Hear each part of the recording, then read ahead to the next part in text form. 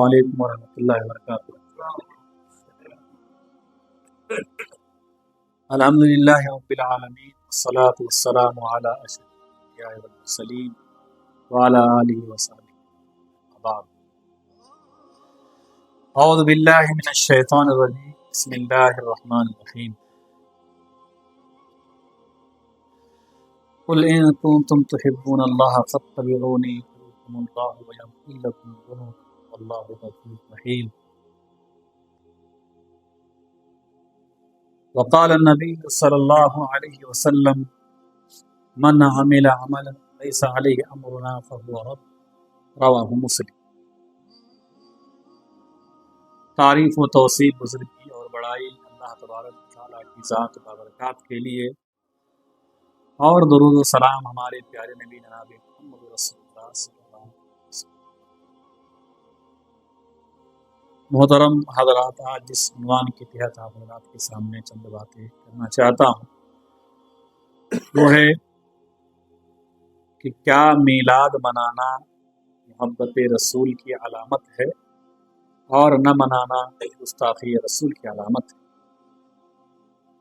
सबसे पहले हमें ये बात जान लेना चाहिए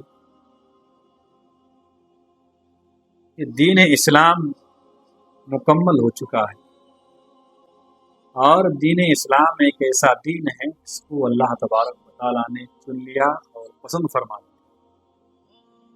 इस दुनिया के अंदर बहुत सारे दीन व मजहब के मानने वाले लोग हैं। हर एक को अपना अपना दीन, अपना अपना धर्म पसंद है, लेकिन ये सारे अदियान बातिला हैं। अल्लाह तबारक व तआला के नज़दीक जो दीन पसंदीदा है वो दीन इस्लाम है, और अल्लाह तबारक व तआला ने इस दीन को बिल्कुल मुकम्मल फरमा दिया है। अल्लाह ने फरमाया कि अल यौम अकमलतु लकुम दीनकुम व अतममतु अलैकुम निअमती व रदीतु लकुमुल इस्लाम दीना। आज के दिन मैंने तुम पर अपनी नेमतें पूरी कर दी और दीन इस्लाम को मुकम्मल कर दिया। अब दीन मुकम्मल हो चुका है। जन्नत में ले जाने वाले जितने भी आमाल हैं, अल्लाह के नबी ने फरमाया वो सब मैंने तुम्हारे सामने वादे कर दिया है, और जहन्नम में ले जाने वाले जितने आमाल हैं, बुरे आमाल, मैंने उन सब से तुमको मना कर दिया। अब अल्लाह तबारक व तआला ने और अल्लाह के नबी जनाब मोहम्मद रसूलुल्लाह सल्लल्लाहु अलैहि वसल्लम ने हमें शरीयत के सारे अहकाम बता दिए। अब इसमें कोई कमी बेशी नहीं रह गई। इतने सारे नेक आमाल हैं कि आज हमने उसे तर्क करके अपनी तरफ से नई नई चीज़ों को निकाल कर उसे दीन का हिस्सा समझ बैठे हैं। आज हालात ये हैं मेरे भाइयों कि आप किसी को किताब और सुन्नत की बात बताएं, कुरान की बात बताएं, हदीस की बात बताएं तो लोग सुनने के लिए तैयार नहीं है। लोगों को दलाइल आप दीजिए, आप कितनी भी कुरान से दलील दीजिए या हदीस मुबारका से दलील दीजिए, लोग मानने को तैयार नहीं है। अपने जो वो सुनते आ रहे हैं या जो रस्म व रिवाज हैं, बिदात व खुराफात है, उन्हें ही वो दीन का हिस्सा समझ बैठे और फिर एक दूसरे पर फतवा लगा देते हैं कि ये गुस्ताख रसूल हैं, इबलीस खुश नहीं हुआ था नबी की पैदाइश में, बाकी सब खुश हुए थे। किसने बताया इबलीस खुश नहीं हुआ था? कहाँ से बात आ गई? अगर इबलीस खुश नहीं हुआ है, वो तो किसी भी नेक काम पर खुश नहीं होता है। कौन सा ऐसा मुसलमान है जिसे अल्लाह के नबी सल्लल्लाहु अलैहि वसल्लम की बेइज्जत की खुशी न होती? हर एक मुसलमान को अल्लाह के नबी सल्लल्लाहु अलैहि वसल्लम की बेइज्जत पर खुशी भी है, और वो मोहब्बत भी अल्लाह के नबी सल्लल्लाहु अलैहि वसल्लम से बेइंतहा कर रहे हैं। लेकिन मोहब्बत के नाम पर आज इस तरह के काम दुनिया वाले कर रहे हैं और फिर एक दूसरे पर फतवा जारी कर देते हैं। अगर हम ये कहें कि मीलाद मनाना सुन्नत रसूल, मोहब्बत रसूल की अलामत है और न मनाना गुस्ताखी रसूल की अलामत है, तो फिर आप देखेंगे कि इस मसले में वो सारी हस्तियां भी आ जाएंगी जिन्होंने अपनी जान से ज़्यादा अल्लाह के नबी से मोहब्बत की, अपनी तन मन की धन की बाजी लगा दी, अपनी बीवियों को बेवा और बच्चों को यतीम कर दिए, انہوں نے اللہ کی محبت میں، وہ صحابہ کرام رضوان اللہ علیہم اجمعین ہیں۔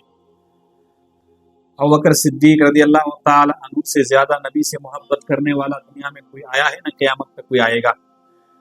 انہوں نے اپنی 2 سال کی حکومت میں کبھی نہیں منایا۔ حضرت عمر بن خطاب رضی اللہ تعالی عنہ بے انتہا نبی سے محبت کرتے تھے، 10 سال انہوں نے حکومت کی، اگر چاہتے تو پوری دنیا کو چراغاں اور روشن کر دیتے۔ اس سے زیادہ خرچ کرنے والے کون تھے؟ ابوبکر سے زیادہ دین کی راہ میں خرچ کرنے والے کون تھے؟ حضرت عثمان غنی ہے، علی رضی اللہ تعالیٰ میں، باقی جتنے بھی صحابہ کرام ہیں، تابعین ہیں، تبع تابعین ہیں، سلف صالحین ہیں، ان کی زندگیاں بالکل ان سے خالی تھیں، کیونکہ انہیں معلوم تھا کہ جتنے جنت میں لے جانے والے کام ہیں وہ سارے کام قرآن اور حدیث بیان ہو گیا ہے۔ اب اگر ہم نے کوئی ایسی کام ایجاد کر لی تو وہ بدعت کہلائیں۔ تو یہ جو فتویٰ لگانا کہ یہ گستاخی رسول ہیں، اللہ کے نبی صلی اللہ علیہ وسلم سے محبت نہیں کرتے، سب سے زیادہ محبت ہر مسلمان اللہ کے نبی صلی اللہ علیہ وسلم سے ہی کرتے ہیں، لیکن محبت کا مطلب یہ نہیں ہے کہ آپ جوش جذبے میں آ جائیں، سال میں ایک دن آپ خوش ہو، باقی دن آپ اللہ کے نبی صلی اللہ علیہ وسلم سے محبت جتلا ہی نہیں۔ ہمیشہ ایک مسلمان کو اللہ کے نبی صلی اللہ علیہ وسلم سے محبت کی ضرورت ہے، اور وہ مسلمان بہت سارے کرتے ہیں۔ رہی دوسری بات کہ ان لوگوں کا کہنا یہ ہے جو میلاد مناتے ہیں وہ کہتے ہیں کہ اس میں غلطی کیا ہے، ہم نبی کی پیدائش پہ خوشی مناتے ہیں، گھروں میں مائیں بہنیں اچھے کھانے پکاتے ہیں اور ایک دوسرے کو تحفے تحائف بھیجتے ہیں، خوشی منانا یہ غلط کہاں ہے؟ منع کہاں کہ اللہ کے نبی صلی اللہ علیہ وسلم نے؟ غلط سب سے بڑی بات تو یہ ہے کہ اسے دین کا حصہ سمجھ کر کیا جا رہا ہے۔ اب دیکھیے، بدعت اللہ کے نبی صلی اللہ علیہ وسلم نے فرمایا کہ بدعت سب سے بڑی گمراہی ہے، اور ہر گمراہی جہنم میں لے جانے والی ہے۔ یہ ہر خطبے میں اللہ کے نبی صلی اللہ علیہ وسلم پڑھا کرتے تھے۔ اب جب آپ کہیں گے کہ بدعت ہے تو یہ کیا مثال دیں گے آپ کو کہ یہ تو موبائل نہیں تھا، یہ تو بدعت ہے، آپ کیوں بیان دے رہے ہو؟ یہ لاؤڈ اسپیکر نہیں تھے، اس سے اذان دی جا رہی، یہ بھی تو بدعت ہے، فین یہ بھی تو گناہ کا کام کر رہے ہیں آپ، یہ بلب، یہ ساری چیزیں تو بدعت ہی ہے۔ یہ بڑا احمقانہ اور بے وقوفانہ جو ہے یہ سوال اور اس طرح کی جوابات دی جاتے ہیں۔ بدعت کہتے ہیں دین میں نئی چیزیں ایجاد کرنا اور کار ثواب سمجھ کر اسے عمل کرنا۔ ہم یہ فین لگائیں، ہم اس کا مطلب یہ نہیں کہ بغیر فین کے نماز پڑھیں گے تو ہمیں ثواب میں ذرا کم ملے گا، اگر فین کے ذریعے سے نماز پڑھیں گے ہوا لے کر تو زیادہ ثواب ملے گا۔ ہم نے اسے سہولت کے اعتبار سے ہم نے لگائے، یہ مائی کی، یہ بلب، یہ ساری چیز سہولت کی ہیں۔ نبی کے زمانے میں کہاں تھا شادی کر رہے ہو کارڈ چھپوا رہے ہو؟ بھائی کارڈ ہم چھپا رہے ہیں تو یہ ہم نے ثواب کی نیت سے نہیں چھپایا، یہ ہم نے دین کا حصہ نہیں بنایا ہے، سہولت کے اعتبار سے ہم نے کیے ہیں۔ تو اس طرح کے یہ بچکانہ سوال ہے یہ، اور یہ جواب دیے جاتے ہیں، بھولے بھالے عوام کو گمراہ کیا جاتا ہے۔ اب ایک نے کہا کہ انسان خود تم ہی تو بدعت ہو، تم نبی کے زمانے میں نہیں تب تم پیدا ہو گئے۔ دین میں نئے کام ایجاد کرنے کو بدعت کہا جاتا ہے، اور جسے کار ثواب سمجھ کر کیا جائے، ثواب کی نیت سے کیا جائے۔ جتنے بھی مسلمان آج میلاد مناتے ہیں وہ سب کے سب ثواب سمجھ کے ہی مناتے ہیں، نیکی سمجھ کے مناتے ہیں۔ خرچہ کیا جاتا ہے دین کے نام پر، باقاعدہ خرچہ کرنے والوں کی تعریفیں کی جاتی ہے کہ آپ نے بہت اچھی جگہ خرچ کیا، اسے دین کا حصہ سمجھ لیا گیا۔ اور کہتے منع کہاں؟ منع سب سے بڑی بات تو یہ ہے کہ اللہ کے نبی صلی اللہ علیہ وسلم سے اس طرح کوئی ثابتی نہیں ہے، اور اللہ کے نبی صلی اللہ علیہ وسلم کی جوامع الکلم آپ کو جو ہے دیا گیا تھا، یعنی آپ صلی اللہ علیہ وسلم بڑی مختصر باتیں کرتے تھے، 2 ٹوک الفاظ، جامع الفاظ استعمال کرتے تھے، خلاصہ لمبی چوڑی آپ بات نہیں کرتے تھے۔ اب آپ صلی اللہ علیہ وسلم نے فرمایا، صحیح مسلم کی بات ہے کہ من عمل عملا لیس علیہ امرنا فہو رد، جس نے کوئی ایسا کام کیا جس کے متعلق ہمارا حکم نہیں تو وہ ناقابل قبول ہے، بات ختم ہو گئی۔ اب کہ منع کہاں ہے؟ اب جو تھا ہی نہیں وہ اللہ کے نبی کیسے منع کرے؟ اب ایک چیز ہے کہ اگر اس طرح ہے تو اب یہی چیز علماء کہتے ہیں کہ اگر مغرب کی نماز، ابھی عشاء کی نماز آپ 4 رکعت پڑھ، اگر میں 5 پڑھ لیا، میں کہوں کہ میں 5 رکعت پڑھنا منع کہاں؟ منع کیے کیا 5 رکعت پڑھنے کے لیے؟ میں اگر نماز میں پہلے سجدہ کر لوں بعد میں رکوع کروں تو منع کہاں ہے؟ یہ ساری چیزیں ایسے آ جائیں گی، کوئی بھی آپ کام کریں گے تب بولیں گے منع کہاں؟ تو منع اللہ کے نبی صلی اللہ علیہ وسلم نے ایک دو ٹوک الفاظ میں فرما دیا کہ من عمل عملا لیس علیہ امرنا فہو رد، جس نے کوئی ایسا کام کیا جس کے متعلق ہمارا حکم نہیں ہے تو وہ ناقابل قبول ہے، مردود ہے۔ یہ سب سے بڑی دلیل ہے کہ کوئی بھی کار خیر ثواب کا کام آپ اور ہم اسی وقت کر سکتے ہیں جب اس پر اللہ کے نبی اور اللہ تبارک و تعالیٰ کی مہر لگی، جب دین میں آپ کام کریں گے ثواب سمجھ کر۔ دوسری اور بھی باتیں کہے جاتے ہیں کہ اللہ کے نبی صلی اللہ علیہ وسلم نے فرمایا کہ جس نے کوئی اچھا کام کیا اور جتنے بھی لوگ اس کار خیر کو کریں گے اس کار خیر میں کرنے والے لوگوں کے برابر اس کام کے پہل کرنے والوں کو ثواب ملتا رہے گا۔ اب کوئی بھی عقل مند انسان یہ نہیں کہے گا کہ یہ میلاد یہ کوئی اچھا کام ہے، کون کہہ سکتا ہے؟ نمازیں چھوڑ کر، آپ کو معلوم ہے یہ جتنے بھی مسلمان شریک ہوتے ہیں وہ کوئی پنجگانہ نمازی مصلی نہیں ہوتے ہیں، وہ ایسے لوگ وہاں شریک ہوتے ہیں جن کو مستی کرنا ہوتا ہے، موج مستی، ذرا چہل پہل ہوں گے، ذرا نکلیں گے، موج مستی کریں گے، ایسے لوگ رہتے ہیں۔ علماء بھی نہیں رہتے اس میں، حفاظ بھی نہیں رہتے اس سے، ان کے قرا بھی، کچھ بھی کوئی لوگ نہیں رہتے۔ یہ کوئی بھی عقل مند انسان یہ نہیں کہ یہ کوئی اچھا کام ہے، یہ کام اچھا کیسے ہوگا؟ نمازیں ظہر تک مستی ہم نے کی اور پھر ظہر کے بعد ہم نے جھنڈے یہاں وہاں پھینک دیے اور ہم نے نماز بھی نہیں ادا کی۔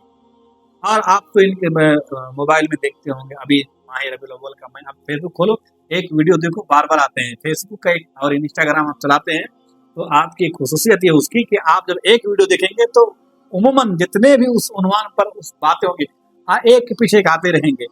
اب ایک عالم نے کہا کہ اگر کوئی آدمی کبھی ڈی جے پر نہیں جھوما اور وہ ایک دن اگر ڈی جے پہ جھوم جائے تو اللہ قسم کھا کے کرے گا وہ بھی جنت کی۔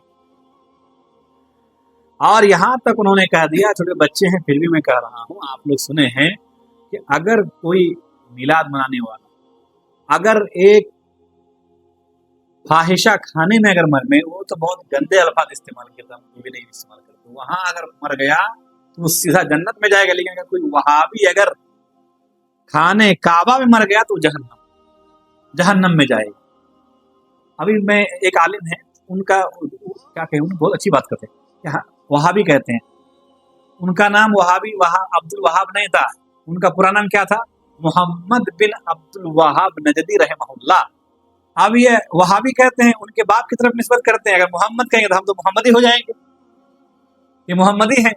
اب تو وہ لوگ تو چاہتے، یہ لوگ کہہ رہے ہیں کہ ہم زیادہ محمد کے چاہنے والے محمد ہم ہیں، تو انہوں نے یہاں بھی خیانت کی کہ ہمیں محمدی کا لقب دینا تھا لیکن انہوں نے وہابی کا لقب دے دیا۔ اچھی بات ہے، وہاب اللہ تبارک و تعالیٰ کی صفت ہے، ہبا کرنے والا، عطا کرنے والا، اچھی بات ہے۔ اگر وہابی کیے تب بھی اچھی بات ہے، اگر محمدی کرتے تو بھی صحیح تھی۔ اب بات اتنی، اگر ایک آدمی اس طرح کی باتوں پر اگر عمل کر لے، زنا کے اڈے میں زنا کرے اور وہ سمجھے کہ میں یہاں اگر مر جاؤں گا تو میں سے جنت میں چلا جاؤں گا، تو پھر کیا حال ہوگا بولیے اس پر عمل نہ کرنے والا۔ ایک مومن کی فکر یہ ہونی چاہیے کہ میری موت اچھی جگہ ہو، میں کھانے کعبہ کے سائے میں مروں، میں سجدے کی حالت میں مروں، میں مسجد میں مروں، میں باوضو مروں، نماز کی حالت میں مروں، یہ ایک مومن کی فکر ہونی چاہیے کہ میرا خاتمہ بالخیر ہو، ایمان کی حالت میں میری موت آئے۔ اور اس طرح کی باتیں کرنا، یہ عوام کو، بھولے بھالے عوام کو گمراہ کرنا، یہ بڑا خطرناک ہے۔ اور ایک بات آج ہی میں نے سنا، پوچھ رہے ہیں کہ دیکھیے میلاد منانا یہاں سے ثابت ہوتی ہے کہ جب اللہ کے نبی صلی اللہ علیہ وسلم ہجرت کر کے مدینہ آئے تو ان کے کہنے کے مطابق وہ 12 ربیع الاول ہی تھا جب اللہ کے نبی صلی اللہ علیہ وسلم ہجرت کر کے مدینہ آئے، لیکن اس میں کوئی قول نہیں، البتہ پیر کا دن ہے، وہ حدیث ہے ابن عباس کی کہ پیر کے دن اللہ کے نبی ہجرت کر کے مدینہ نکلے اور پیر ہی کے دن مدینہ پہنچے، لیکن ربیع الاول کا مہینہ تھا، اس کا ذکر نہیں ہے، اس کا ذکر نہیں ہے۔ اب جب وہ کہتے ہیں کہ جب اللہ کے نبی صلی اللہ علیہ وسلم پہنچ گئے 12 ربیع الاول کو مدینہ، تو مدینے کے لوگ پورے جلوس نکالے تھے، سب اکٹھے ہو گئے تھے، धूप बजा रहे थे और बच्चियां अल्लाह के नबी सल्लम की तारीफ में नज़में पढ़ रही थी।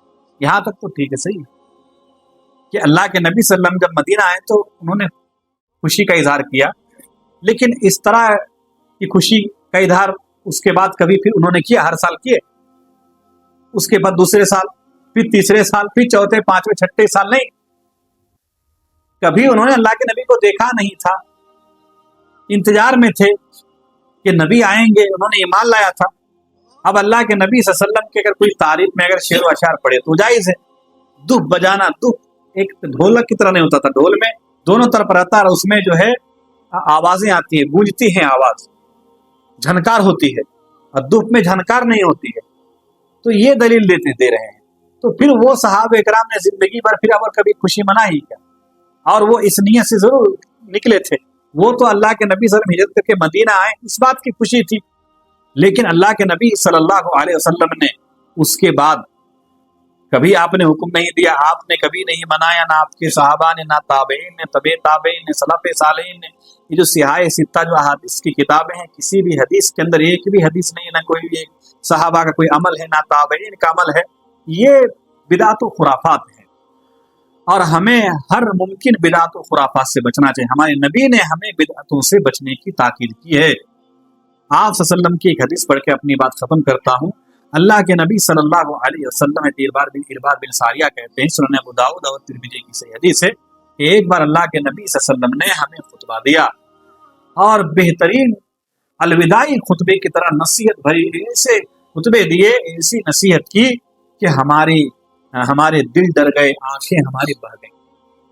हमने कहा, अल्लाह के नबी, ऐसा लग रहा है गोया कि ये आखिरी अलविदाई नसीहत है, आप हमें कुछ वसीयत कीजिए। आपने फरमाया कि उसीकुम बितक़वल्लाह, मैं तुम्हें अल्लाह से डरने की वसीयत करता हूँ, और अमीर की इताअत व फरमा बरदारी की वसीयत करता हूँ। अगर जे एक हबशी गुलामी तुम्हारा अमीर हो तब भी तुम उसकी इताअत करो। उसके बाद अल्लाह के नबी सल्लल्लाहु अलैहि वसल्लम ने फरमाया, इख्तिलाफन कसीरा, जो भी अब इसके बाद जिंदा रहेगा वो बहुत ज्यादा इख्तिलाफ देखेगा, बहुत ज्यादा इख्तिलाफ। अब देख कितने इख्तिलाफात, हर महीना कोई ना कोई करते रहते हैं, बिदात और खुराफात, इख्तिलाफात। तो नबी ने फरमाया जो भी मेरे पास जिंदा रहेंगे वो बहुत ज्यादा इख्तिलाफात देखेंगे। अब क्या करना है इख्तिलाफात के वक्त? फरमाया कि अलैकुम बिसुन्नती व सुन्नतिल खुलफाए राशिदीन महदीयीन, ऐसे इख्तिलाफ के ज़माने में तुम मेरी सुन्नत को और मेरे खुलफाए राशिदीन महदीयीन की सुन्नत को लाजिम पकड़ना। वअद्दू बिल नवाजिज़, उसे दांतों के साथ मजबूती से पकड़ लेना। वइय्याकुम मुहदसातिल उमूर, और नए नए दीन में काम ईजाद करने से बचना, क्योंकि हर नई चीज़ दीन में वो गुमराही है। ये अल्लाह के नबी ने फरमाया। तो आप सल्लल्लाहु अलैहि वसल्लम ने ये पेशन गोई की थी कि ऐसा इख्तिलाफ होगा दीन में, और आप सल्लल्लाहु अलैहि वसल्लम ने इलाज बयान कर दिया कि उस वक्त तुम क्या करना, अल्लाह के नबी की सुन्नत को और सहाबा किराम खुलफाए राशिदीन महदीयीन की सुन्नत को लाजिम पकड़ना। अब हमें देखना पड़ेगा, क्या अल्लाह के नबी सल्लल्लाहु अलैहि वसल्लम ने अपनी पैदाइश की खुशी मनाई, या आपने कभी हुक्म दिया? अल्लाह के नबी सल्लल्लाहु अलैहि वसल्लम के जो सहाबा थे, खुलफाए राशिदीन अबू बकर सिद्दीक़ रज़ियल्लाहु ताला अन्हु, उमर बिन खत्ताब रज़ियल्लाहु ताला अन्हु, उस्मान गनी, अली रज़ियल्लाहु ताला अन्हु, इस तमाम और दीगर सहाबा, क्या इन्होंने कभी खुशी मनाई?